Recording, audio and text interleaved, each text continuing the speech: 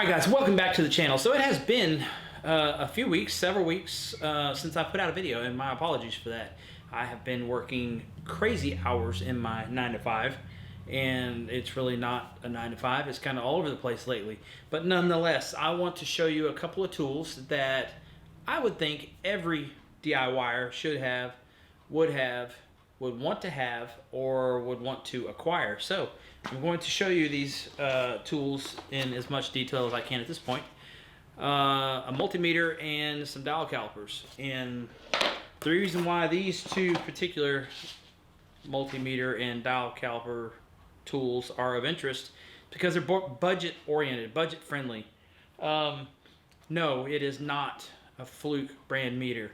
No, it is not a Starrett or a Brown & Sharp or a Mitutoyo dial calipers. But they are budget friendly. They do the job well.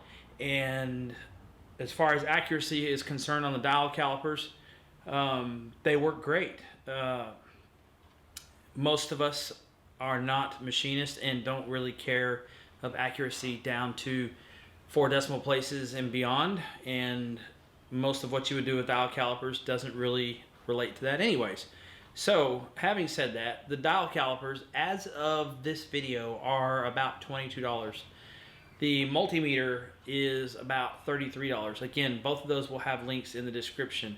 And while I'm thinking about the description, I've had my email address in the description for quite some time now, and I get mucho spam, scam, overseas companies wanting me to promote their product and me pay for it, and then they'll reimburse me after I do a favorable video and all that stuff.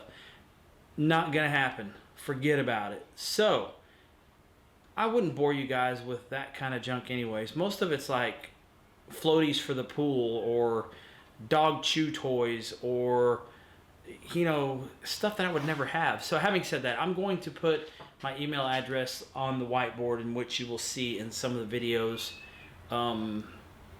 Yeah, just to minimize that part. So on with the show. Let us look at the tools now. Okay, so the dial calipers are digital dial calipers, which I'm a huge fan of.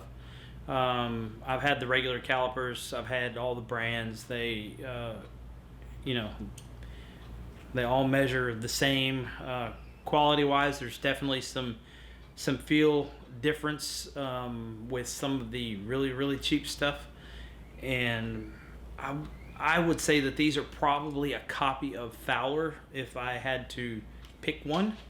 But there's a few things that I like about these. I want to point that stuff out because it may or may not help somebody make a decision. So one of the things is, for those of us who are visually challenged, this thing has got giant numbers on it. I can read that from a different zip code. So that's really cool. Helps a lot. Of course, it has millimeters, inches, 3 decimal places, technically 4, but it appears to only read in half thousandths, which I don't care about that, because most of the stuff that you would measure, that you would care to be that accurate, you're not going to measure with dial calipers anyways. So this is just a plain old countersink, and I know that it's about 5/8 of an inch. So I'm going to flip this around, see if I can do this backwards so you can see it.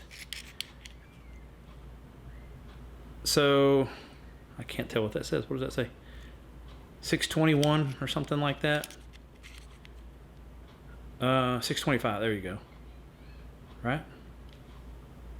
620. God, I can't read backwards. Anyways, so if you click over here or hit this button, it's going to change it to, oh, it zeroes it.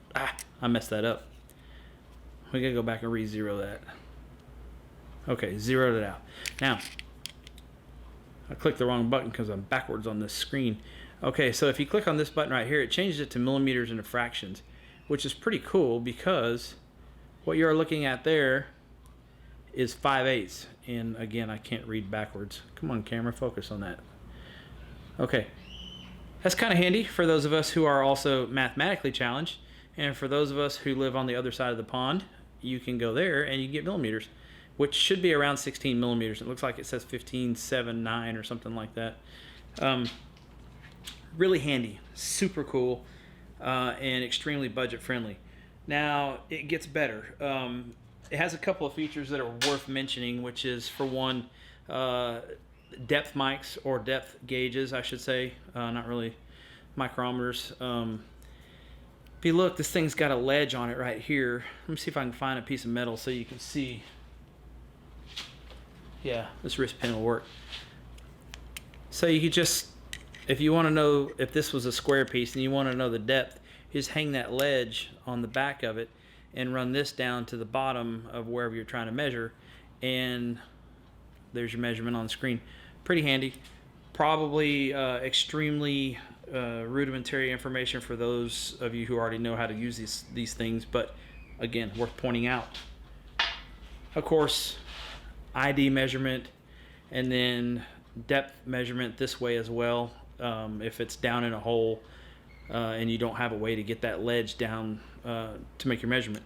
So the takeaway from this: big numbers. It has 4 decimal places. It really only reads in half thousandths. Again, if you're using dial calipers, you're not going to get that close anyways. Seems to be pretty repeatable. I'm going to turn it around so you can see. So I'm just going to open and close it a bunch of times, and it's usually within 1/1000th or half a thousandth. And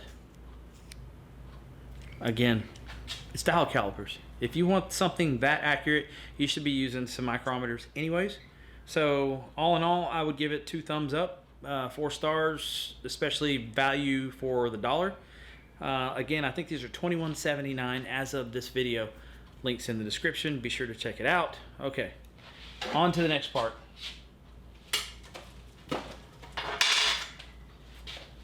haven't got to use this a whole lot yet, but I'm here to tell you I like it in that it's under $35. No, it is not a fluke meter. Does it measure voltage any better than a fluke meter? Voltage is voltage. If it says the right number on the screen, then that's what it is, and as far as I can tell, it's accurate. Features that I like. One thing is, like on a continuity test, which it's set up for right now, and I think you can see it right there. It has a way where you can turn audible on and audible off. Okay,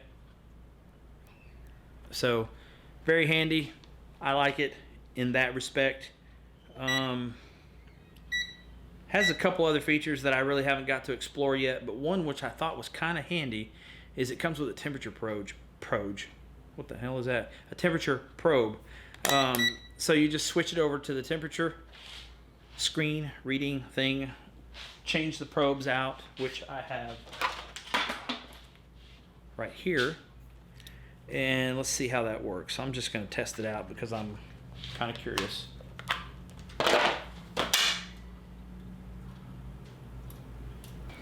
All right, so I got the temperature probe hooked up, and it's in the low 70s, which is matching in here pretty close. And we're going to test it real time. I'm going to put this in my Dr. Pepper, and let's see what it says. So 30 some odd degrees right there.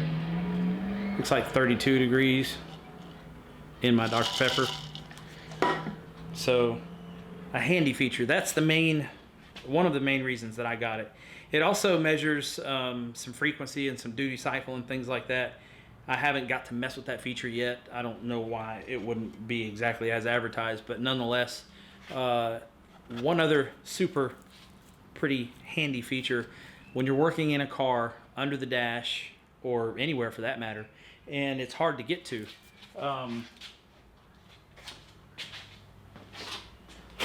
Piece of steel will resemble my dashboard, but you can hang it because it comes with a magnet. That is about as handy as something. I don't know what.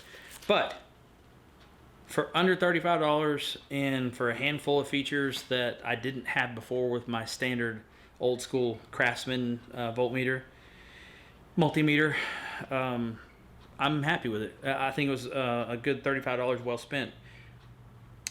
So, it is what it is. Good tool.